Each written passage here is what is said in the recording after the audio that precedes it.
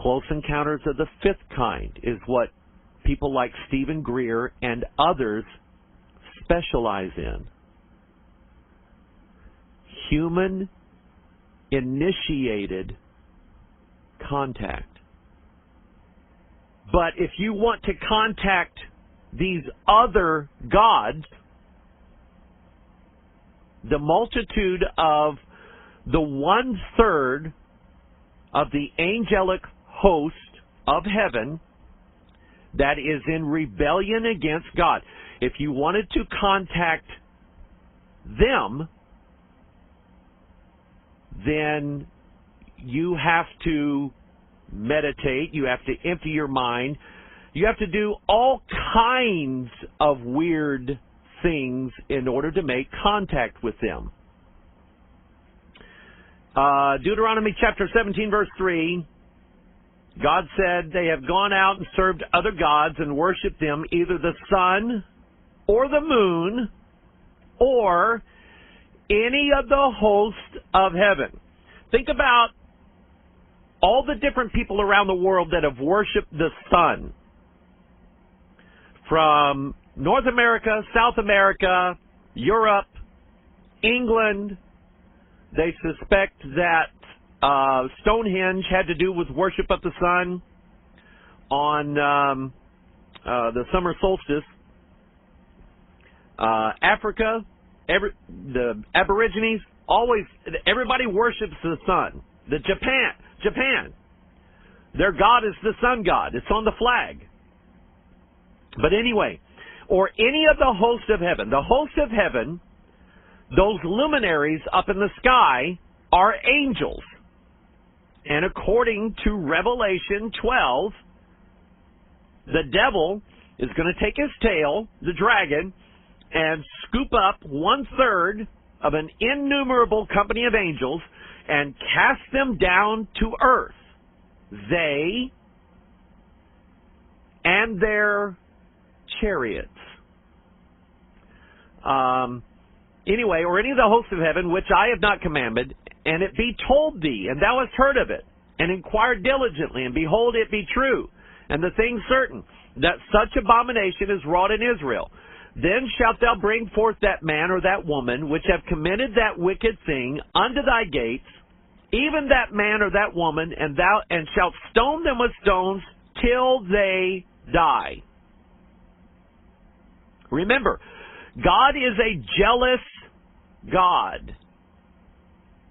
And He will not allow anything to be worshipped before Him. It's one of the commandments. So, let me switch slides here. Deuteronomy 13, verse 13. Dun, dun, dun. That's a dun, dun, dun there.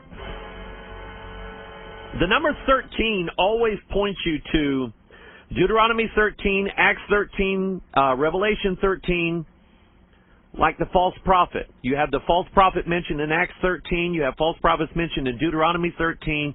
You have the false prophet mentioned in Revelation chapter 13. And so now, in verse 13, certain men, the children of Belial, think of the wheat and the tares, the children of the wicked. And who are children of Belial? Anybody that's not saved.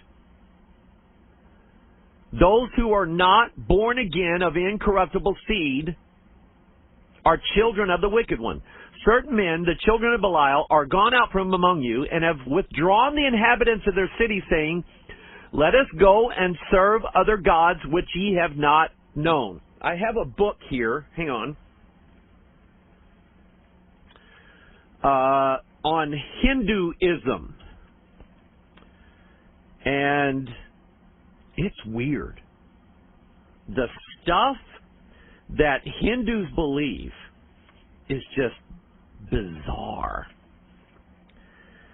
They worship Hanuman, the monkey god, Ganesha, the elephant-headed god, Shiva, the destroyer god, Brahman, and Shakti are some of the names of, guess how many gods are worshipped in the Hindu religion? You want to take a guess? 330 million. Bum, bum, bum. 33. I think the 330 million gods of the Hindu religion are the 1/3, the 33% of the angels that are cast out of heaven. The rebellious devil gods. And Hinduism teaches you the yoga practices and the meditation that it takes to get in touch with these gods. In fact, the word yoga literally means yoke. Like being yoked together with unbelievers. You are connecting yourself with these gods. And what I was saying before we were cut off was that in order to pray to God, you go through the mediator, Jesus Christ, and you simply pray. You pray in your mind, pray in your spirit, you can pray out loud, but it doesn't require certain words, it doesn't require the recitation of certain mantras or certain repeated phrases. My goodness, you can ask God something one time, and God can do it. Think of Elijah. The Bible tells us that Elijah was a man of like passions as we. Yet he prayed one time that it wouldn't rain. It didn't rain for 3.5 years. That's how easy it is to pray to the real God. In Hinduism, you have to, and it takes, some people it takes years of practice. Practice meditating, and what that means is emptying your mind,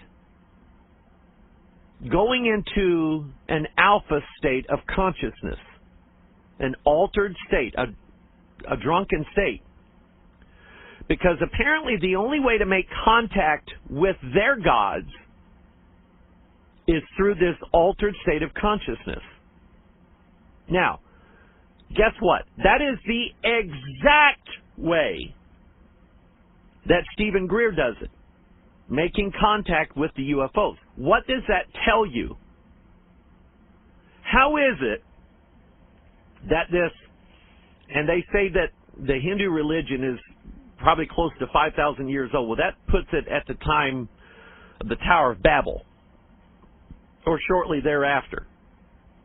How is it that this nearly 5,000-year-old religious practice of shutting down all thought processes in your mind,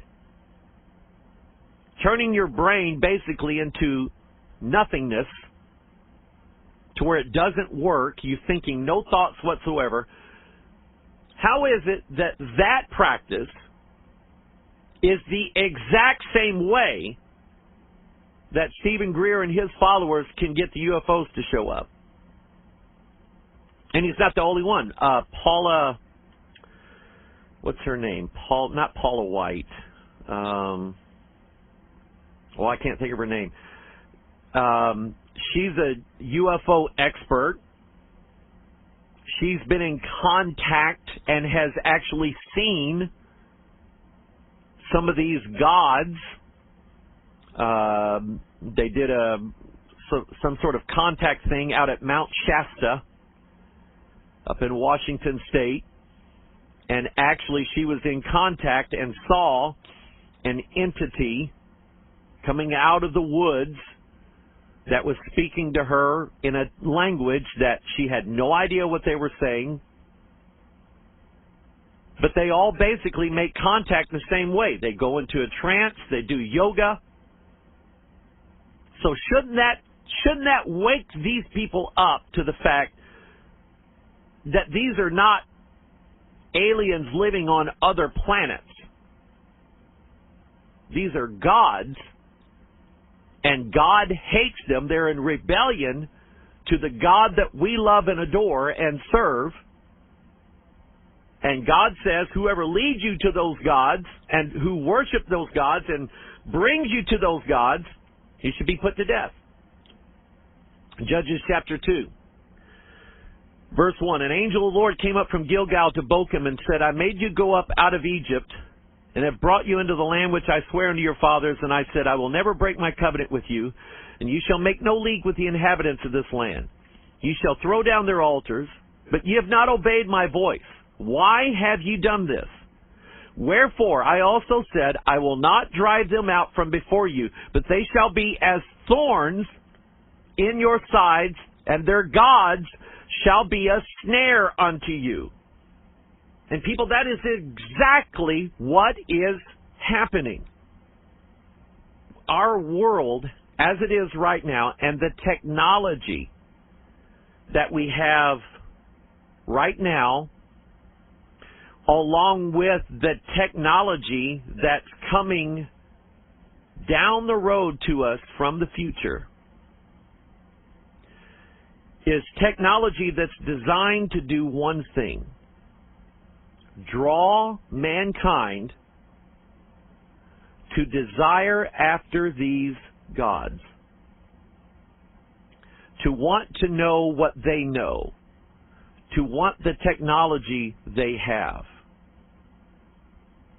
The whole mission behind Tom DeLonge's To the Stars Academy basically is to promote the idea that one of these days we're going to leave this earth in machines, the technology of which was given to us or we took it away from, whatever. But that's the idea, that man is going to leave this world and go out into the heavens. That is exactly what man was trying to do in Genesis chapter 11 with the Tower of Babel. Let us make us a city and a tower whose top may reach into heaven. Let us make us a name for ourselves. And when God saw it, He decided to split everybody up, confuse their languages, divide everybody up geographically. But now man is on the verge of joining back together again. So, back to Judges chapter 2. The angel of the Lord came up from Gilgal to Bochum and said, I made you to go up out of Egypt and have brought you into the land which I swear unto your fathers. And I said, I will never break my covenant with you, and you shall make no league with the inhabitants of this land. Now think of what Canaan land represents as heaven. That to me is obvious. It's the land of promise, a land flowing with milk and honey. The inhabitants of that land right now are the 1/3 of these angels that are in the heavenly realm. God, the plan is, God is going to kick them out. Then He's going to call us up to live in their place. I'm looking forward to that. So that's who we're dealing with. Whether it's, you see it in the book of Joshua, the book of Deuteronomy, the book of Judges, the inhabitants of Canaan land are the 1/3 of the angels that God is going to kick them out so we can live in theirs. And He said, make no league with them. Don't come into any agreement with them whatsoever. The Bindi. It's the dot that Hindu men and women will adorn themselves. You want to coexist with that? That's part of the religion of the beast. That they're the ones who are voluntarily getting the mark put on their forehead. They've been doing it for thousands of years. I mean, the religion of India is steeped in Antichrist doctrines. So don't tell me to coexist with that. I refuse. I'll refuse it at the cost of my life. I'll refuse it. And I'll not be a part of it. Because they routinely go get a mark in their forehead. And you know what it represents, right? The third eye. Oh, they've marked those people because it represents that they have been awakened. Because the 7 chakras. The beast has risen up from the 7 chakras and bit them in their forehead, bit them and opened up and activated their pineal gland to put them asleep. And now that they've been put to sleep, they're awake. A dot, a spot. It's setting up the spot of the leopard is what it's setting up. Here's what Jesus said, Matthew 24, verse 11. And many false prophets shall rise and shall deceive many.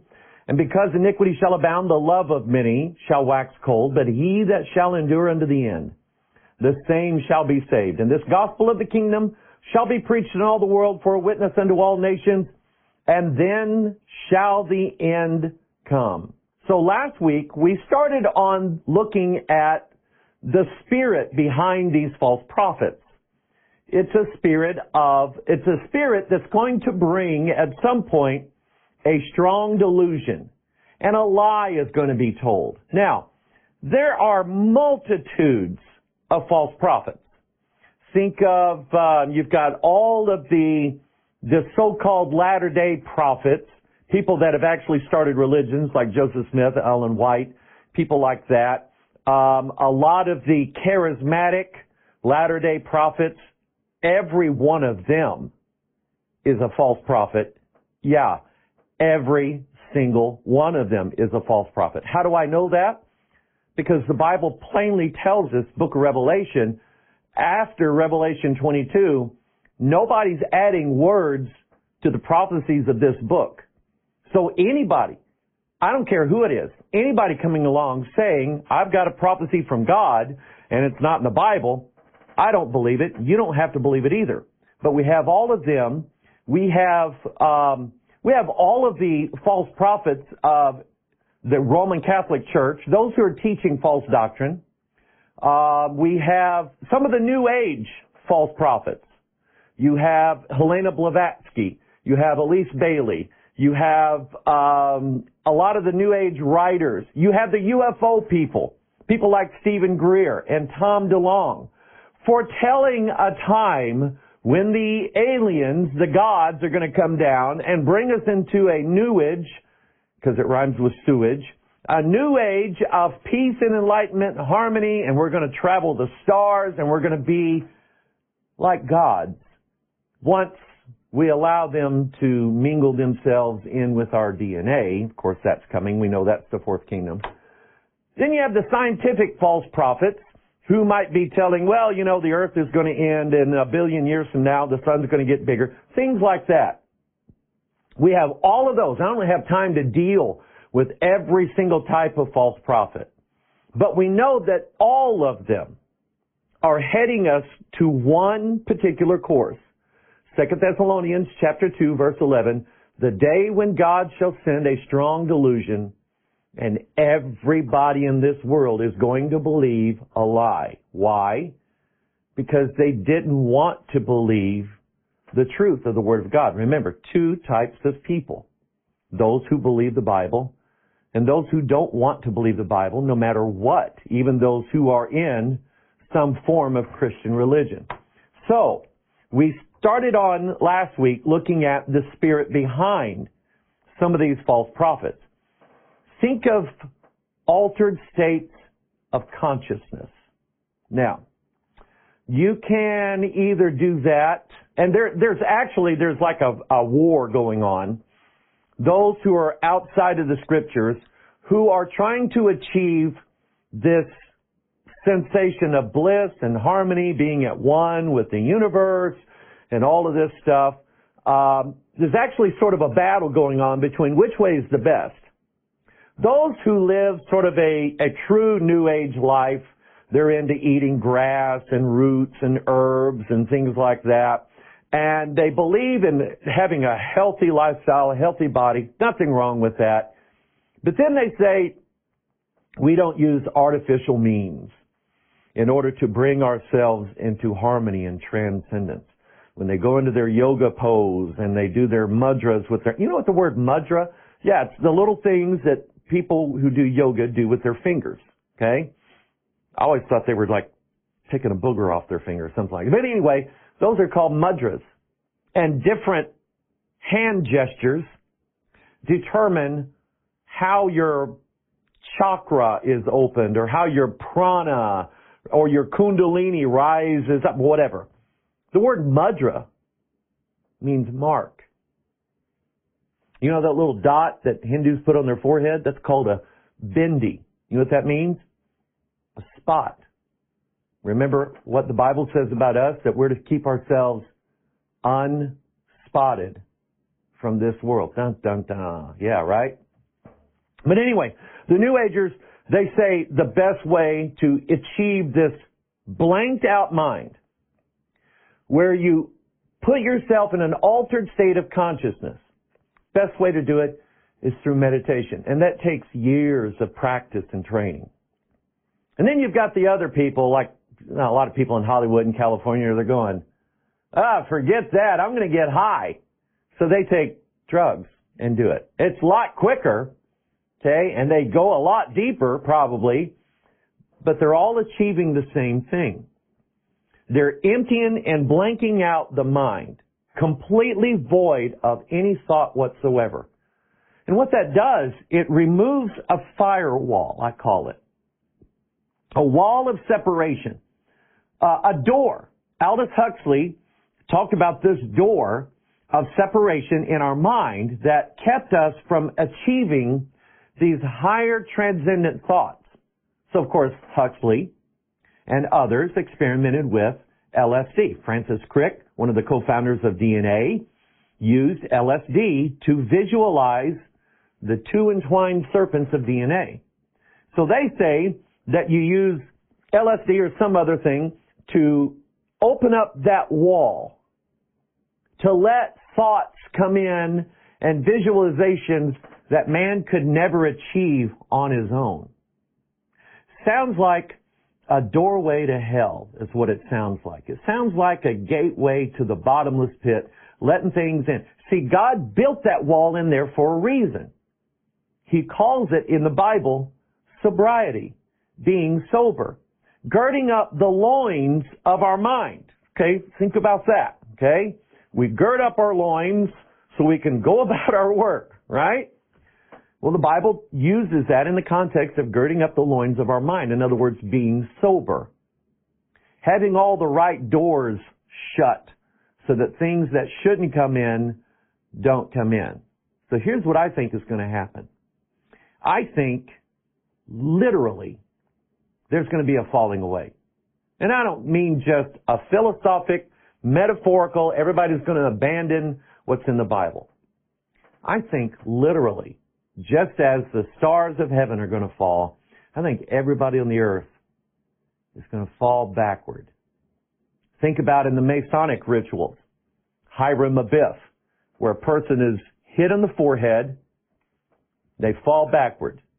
Then, with the strong grip of the lion's paw, I actually saw two Masons shake hands like that one time, gripped each other on the arm. The strong grip of the lion's paw, Hiram Abiff is raised back to life again after 3 days. Think about that. Oh, you're probably thinking of what goes on in the Pentecostal charismatic churches, right?